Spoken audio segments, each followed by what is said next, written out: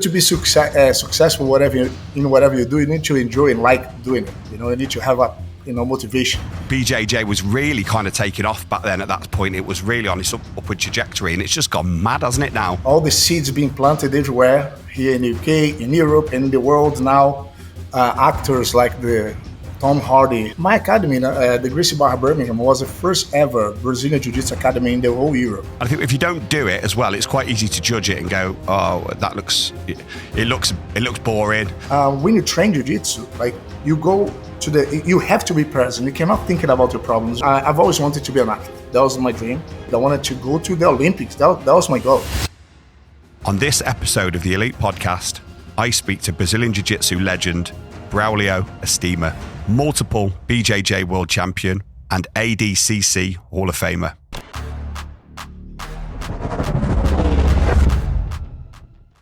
Braulio, how are we doing? Hello, Lee. All good, man. Good to see you. It's been a long time, eh? Time flies, man. Long time. We're just saying, must be maybe 18 years since we was training together, back in Telford. Crazy. I have kids, and now I have two. Yeah, I just saw. Yeah, you say the footballers, aren't they? Is that right? Football. So talented athletes, but in slightly, quite a different sport. Did they do BJJ at all? They did when they were young, you know. And I think I tried to learn from my own experiences with my dad and stuff. I think I chose to do sports because maybe I wasn't feeling so motivated on the academic world where all my family was putting a lot of expectations.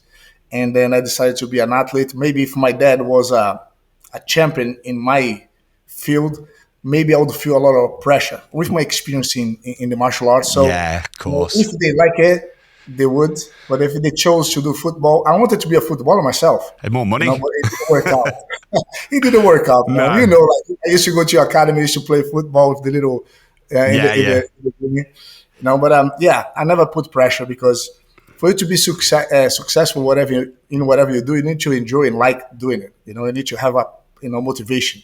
And if you have to do something that you don't really have enjoyment doing it every day, it's hard to get the motivation. So they love football, and then I know the mindset that you need to become an athlete because I've been through it. So I try to pass it on everything that I learned in my martial arts in a mindset to be able to, so they can succeed in their own field. And it's been working. Brilliant. It's all about mindset, though, isn't it? That's what martial arts develops so well.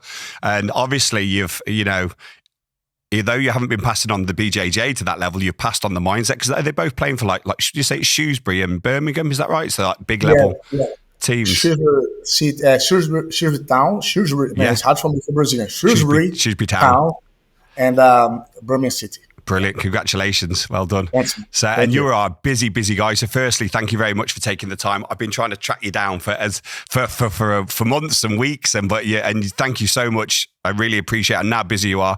You're literally off this call onto another one, flying. You're away to Las Vegas, aren't you, tomorrow? Is that right? California tomorrow, Las Vegas on Thursday, Colombia on Tuesday, and Portugal on London 24th. And then 26 to Portugal.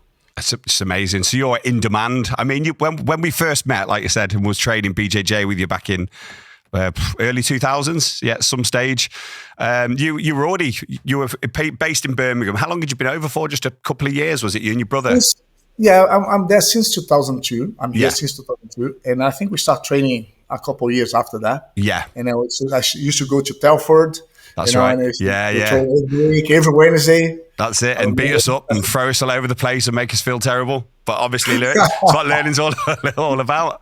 But it was some great times. We had lots and lots of fun as well, didn't we, at the same time? Lots of fun. You've certainly, I mean, you were doing well already. You were there. You were raw talent from Brazil. BJJ was really kind of taking off back then. At that point, it was really on its upward trajectory. And it's just gone mad, hasn't it now? The level, like everyone, it's a mainstream sport when it was a niche sport before, wasn't it, when it came in? Do you want to talk to us a little bit about that, how that's happened?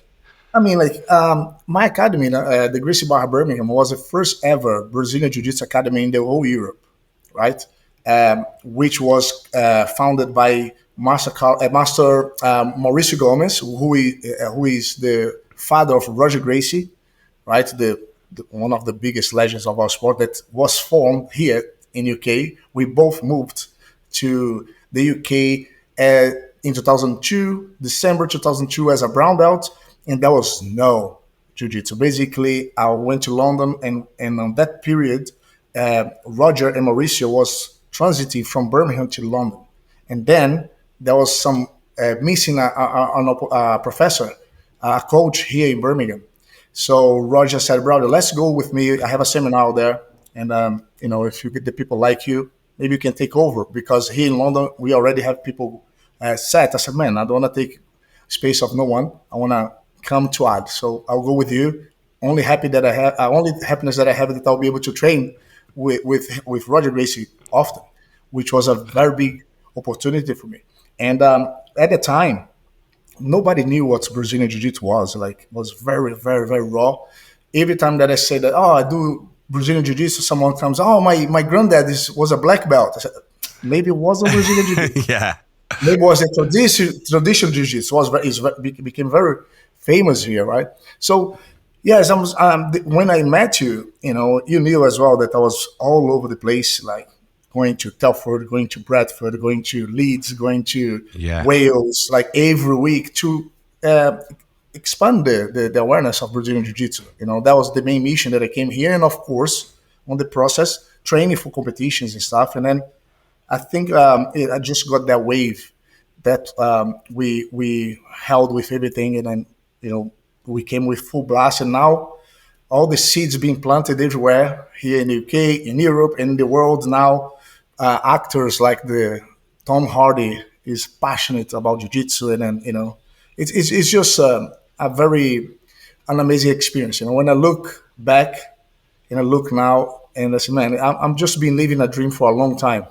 I'm very pleased. Yeah, you deserve it as well. If anyone does, I think that's why you've been so successful. Is because you are right at the tip of the spear. I mean, you're when we met you, you were BJJ black belt world champion, was that right? And your brother was So that was 2004 then. The what, sorry? So when we met was in 2004. Yeah, that's when I became a black belt. Yeah, you'd won that, hadn't you? And that was like flipping out. Because I was meeting blue belts.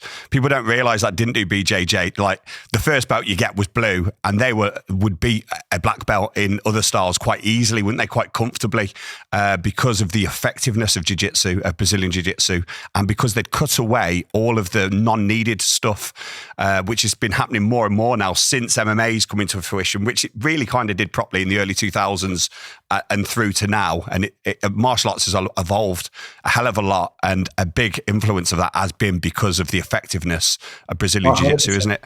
Yeah, and then also the expansion of the UFC, the MMA around the world, because when you put a mixed martial arts and then competition, people think only bring their own martial arts. Now MMA became a mixture of everything.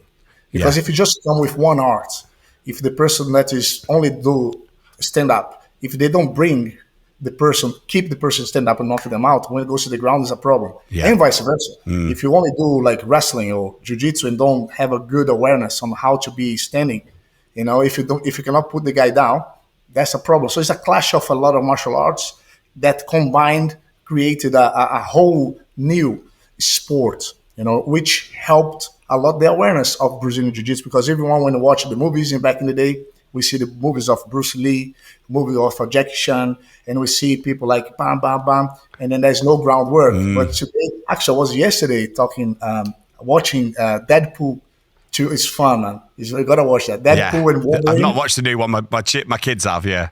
Oh, man, this love. They give a lot of mention about side control, mount, and did they?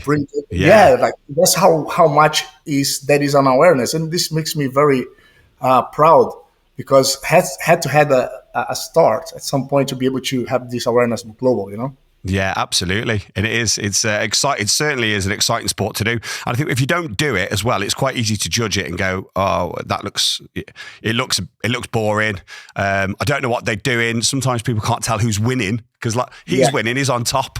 That's what my wife said. It's like, no, it doesn't work like that. It's like, so it's so technical there. That's the first thing I realised when I did it. I remember the first time I grappled, because I was a striker, a high level striker, and it wasn't really, you either did striking or you did You did, yeah, and obviously I went grappling for the first time and I was just ragged all over the place and I couldn't actually speak properly at the end because I'd not experienced that it was a totally different level of fitness and a totally different way of sparring, and you're trying to go at it full force and you just can't do it. I was exhausted. I had to sit in my car, compose myself for about 40 minutes before I drove home and then just collapsed. And I had to ring the instructor and apologize to him the next day. I said, because he was asking me questions, I was like, I just couldn't even answer. My brain had stopped working. So I actually rang him up the next day to apologize because I just said, I don't know what's wrong with me. But that was an eye opener because I thought, wow,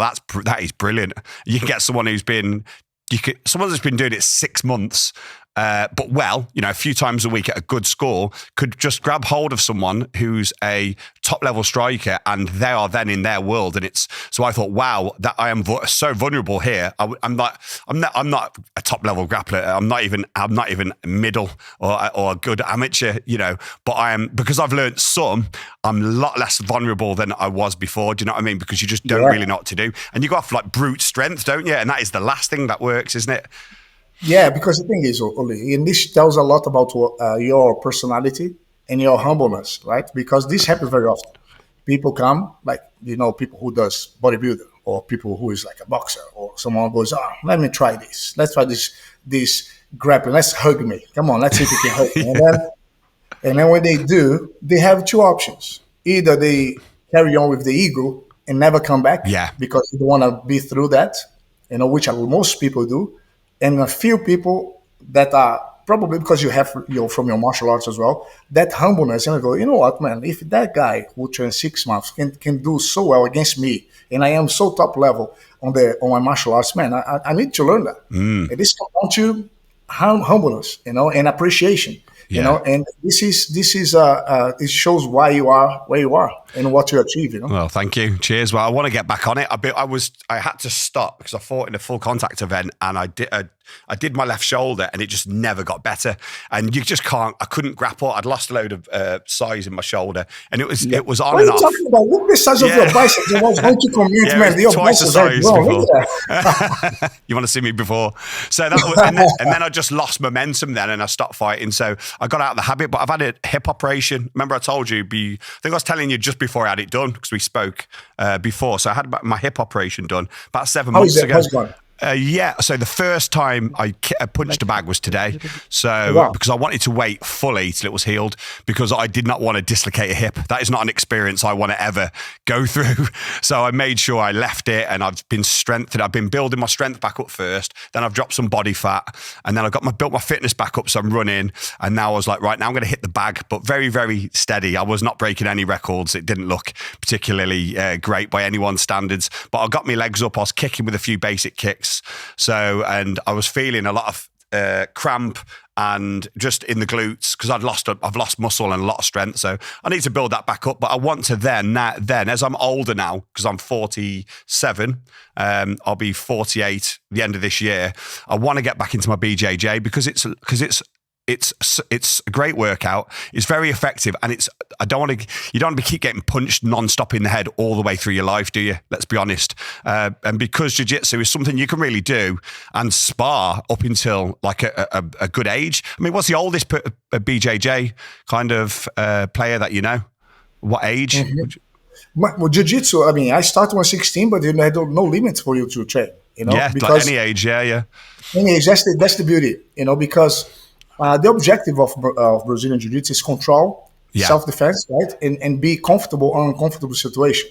But then when you play a lot with your back on the ground, with your knee on the ground, and it is more like grappling with control. So you can use power, explosiveness according to your own level, and you don't. It's not that high impact. There's no impact, right? Apart from movement.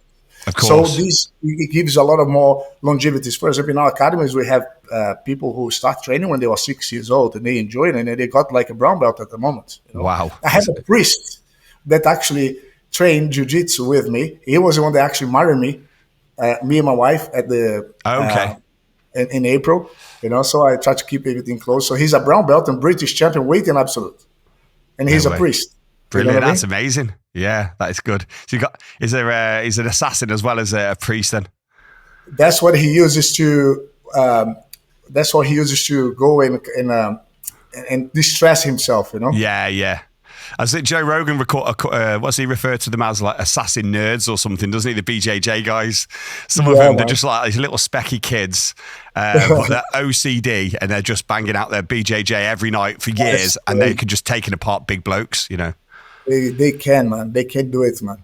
Do you mind if I like scale things back a little bit to when you started BJJ? And because obviously you're from Brazil. What part of Brazil is it you're I'm from?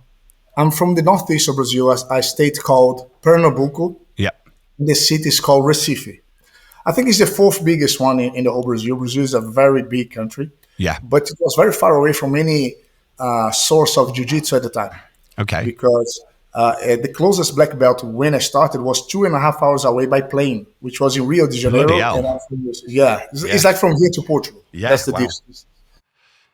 So how did you start then? How you were 16? Did you say when you started? Yes, And then and how? the reason that I started 16 was because, as I mentioned before, I wanted to be a footballer, and I've always wanted to be an athlete. That was my dream, and of course there was doubts if I could be, but I found very attractive to be an athlete. It's something that I've always been active and all. So I tried football for several years. I had started judo when I was 9 by my dad. Now I understand why he put me in, because I was completely off the plot. I was like, I need to have somewhere to learn how to control my energy and all that. So I started judo when I was 9, and then I moved schools, and then I started training judo, carry on. And then my sensei, he passed away on a motorbike accident. Oh no, it's terrible. And then that was a very big letdown for me. I got very low. And, my dad didn't have a car. I couldn't go to the other school, other place, other academy that only did judo. And I only start training within the school area. So I decided to go for football, like every kid does in Brazil. And I liked it. I was very, in love with football.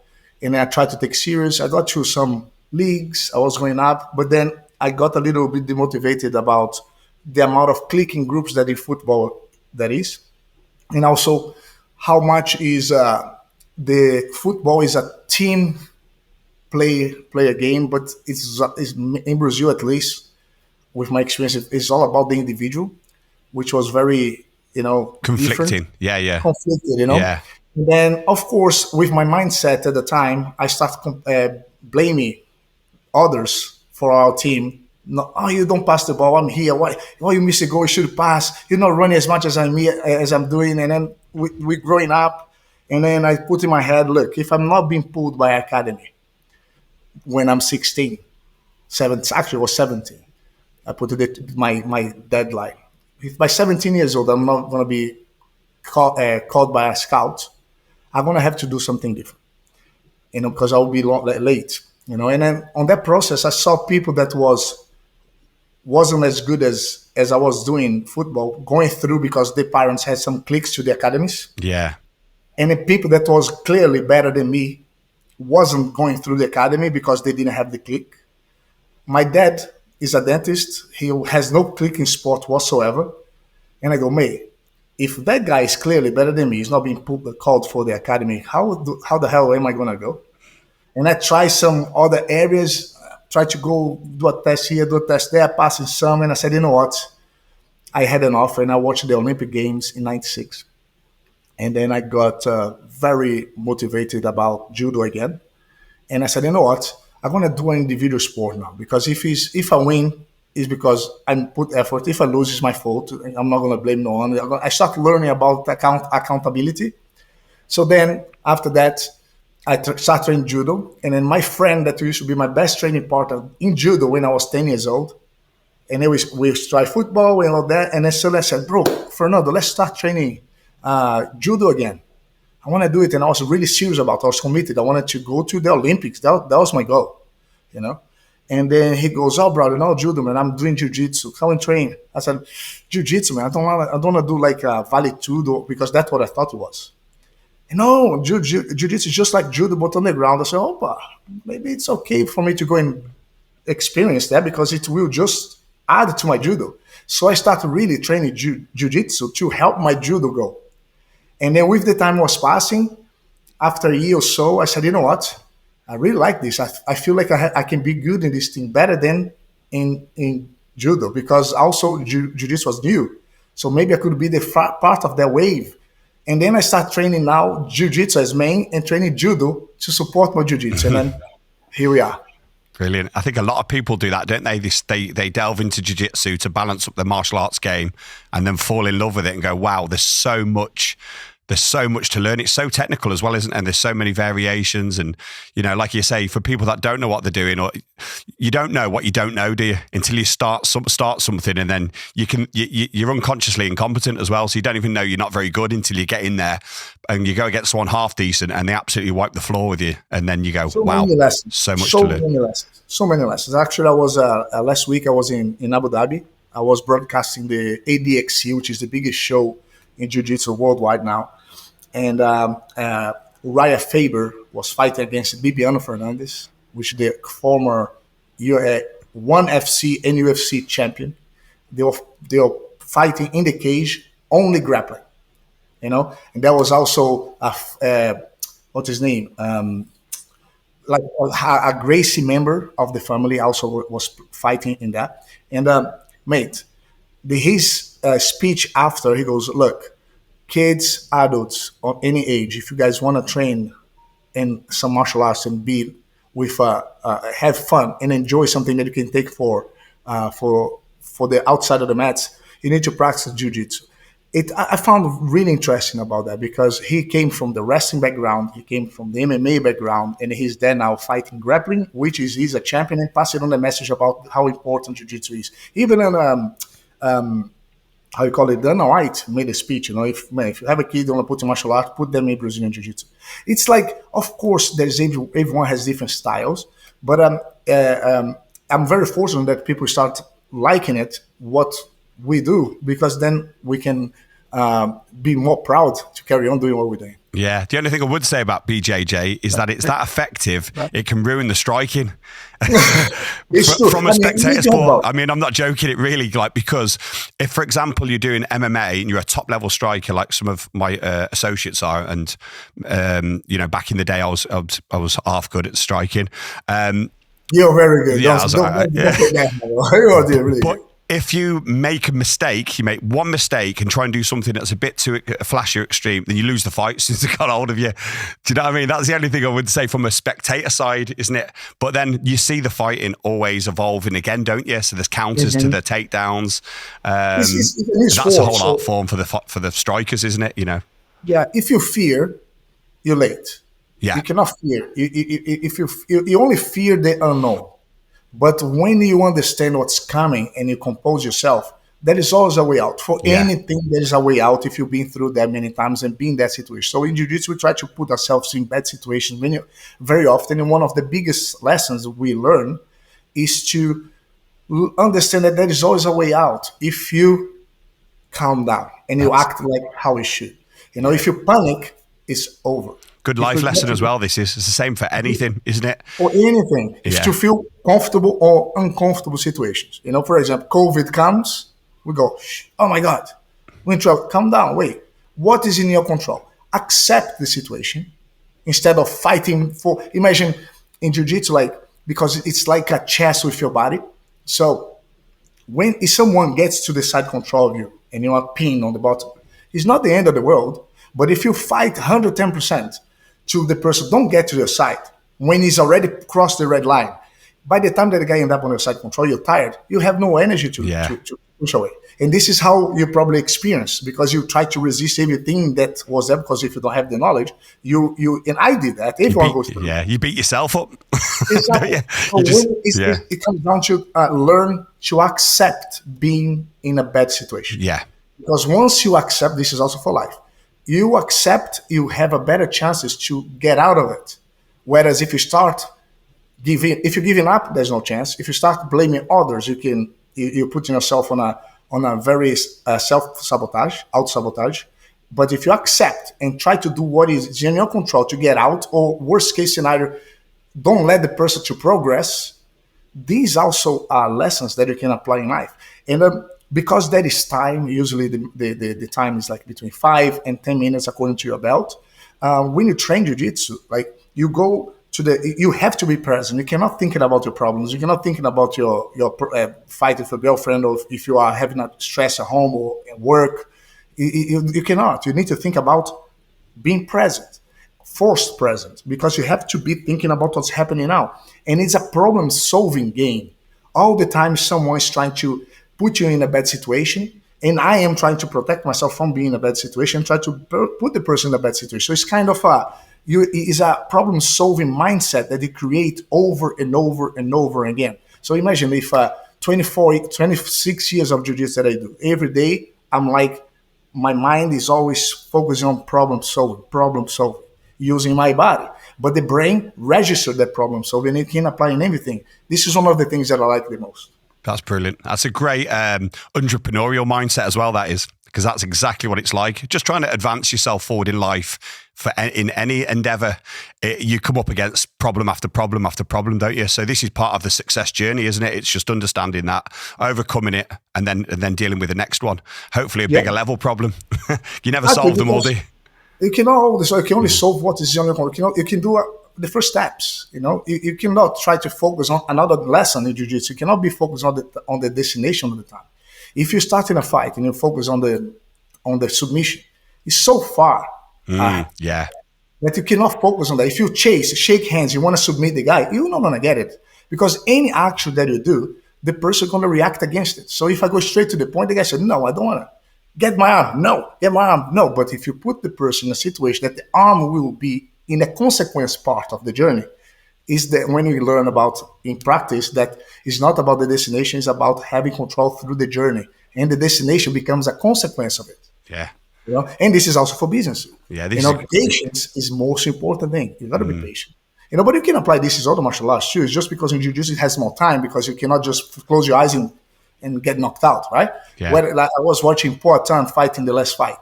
He was in the range. He got a low kick on low blow, and then he was looking at the guy's eyes. He was feeling the distance. The referee came to stop him. He said, "No, boom, boom, pow, pow."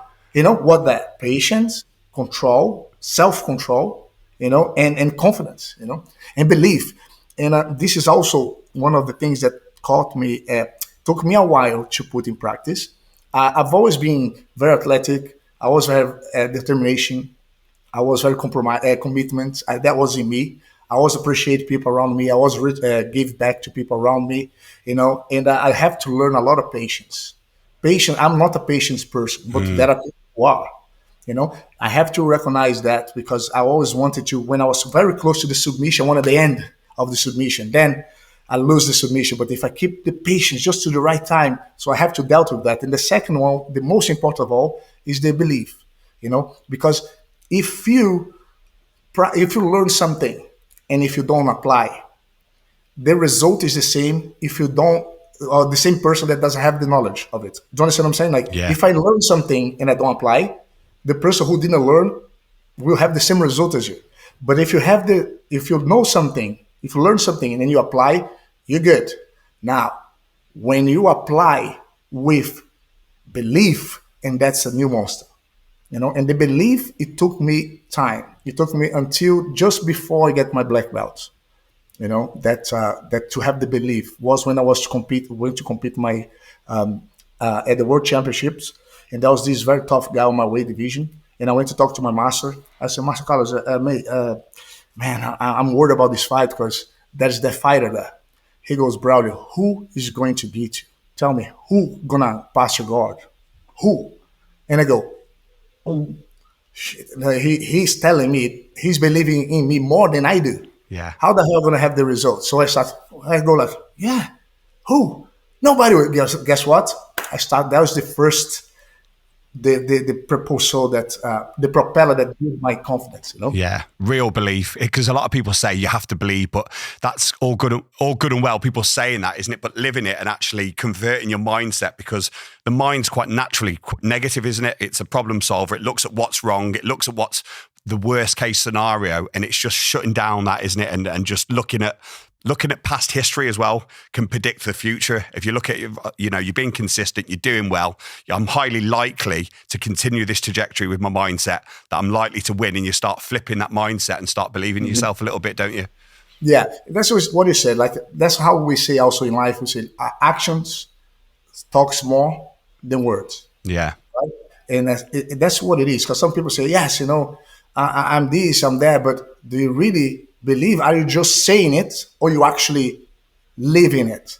And that will take time. Because when I got my black belt, I looked me in the mirror, and I didn't feel like I was a black belt until when I met you, right? I just got my world title. I was a world champion, but I still didn't believe, I didn't feel like I was that black belt that once I was a blue belt looking up to.